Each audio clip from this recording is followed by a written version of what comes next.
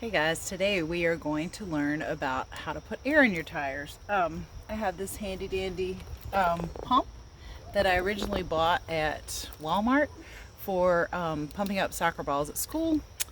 It has a needle on the end, but it also has, you can pump up different things. Now that first one looks like a light bulb. Oh, it has a flashlight. And then tires and canoes and inflatable stuff, and it has all sorts of attachments, but my roommate's tire is flat, so we're going to try that first. And I have my tripod, so it should be easier to see things. It has this thing on the end of it. It can be charged, and it'll hold a charge, so it's portable. Mine doesn't work, so mine is a few years old, so it doesn't work so well, but we just put it in the cigarette lighter of your car. So here's mine. Usually that's where my phone charger is, but I just took that out and I put this in. And I find it works better if I have my car turned on. So I brought my keys. Whew, my car is dusty. It doesn't actually have to be cranked. You just turn it on until you've got juice from the battery. And since this shouldn't take, we can do that. If you were gonna pump up a lot of stuff, you really wouldn't want to do that, and you wouldn't want to charge it because it could run down your battery. So I'm going to show you on my wheel first. I still have the little knobs on mine, so sometimes you have to unscrew those. You find the air stem valve thingy and you unscrew it. So, and you just keep those. I usually put them in my pocket because they're easy to lose. Hence, he does not have his on here anymore. So, you take the end of this, you screw it into here on the air stem valve, and you can do this at a gas station too. It's the same concept. On the gas station, it's usually just a little thing you push on. You don't have to screw it on, and sometimes you have to pay. If you have Wawa in your area, they have free air, and you don't even have to get gas for it, which is nice. Okay, so then you take this little thing and you push right here.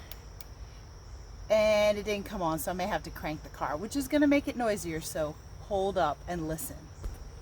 So I cranked the car. It's loud, you can hear it. But look, it works.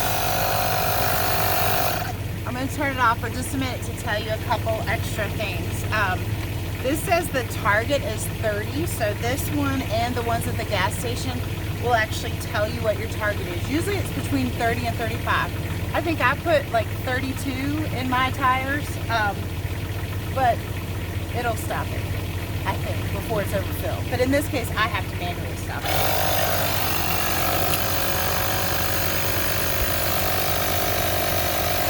Now, this may take a while, so I won't make you watch through the whole thing. If he has a hole in his tire, of course, it's not going to fill. If it's a slow leak, you could use this to fill it up to get it to the gas station without having to call a tow truck. And his tires are a little balding, which means the tread has worn out. He's probably going to need new tires soon. Whereas mine are a little better. You can still see they're pretty deep there. So I have a slow leak in one of my tires, so I do this quite often. Filling up, so that means it'll hold air, so maybe his has a slow leak too. Looks better than when we started. Okay, so on your tire you'll notice there's all this writing. I thought it actually told you on there how many pounds of air to put in it, but I would just go by the machine. Here's the machine. We'll see how far we're getting. So it says it's on 21 and our goal is 30. So we're almost there. And you can see the tire is filling up. Woohoo! Okay, so I got to 30, so I stopped it. But I'm going to show you something else. So as I was filling it up, I was just running my hand over the top of his tire to see if I could feel air leaking out, because sometimes you can find out like there's a screw or a nail. Some things can be fixed, some things can't. I think when they're in the sidewall they can't be fixed, and when they're in the top of that tire they can. But look at this, this is something else you need to check when you're old enough to drive and you have a vehicle. Can you see this? This is metal. So inside the rubber of the tire, there's metal reinforcement. If this is showing, and you can see where the tread is just worn down, this can cause you to have a blowout. And hopefully he knows this, but if not, I'm going to show him, because look at that.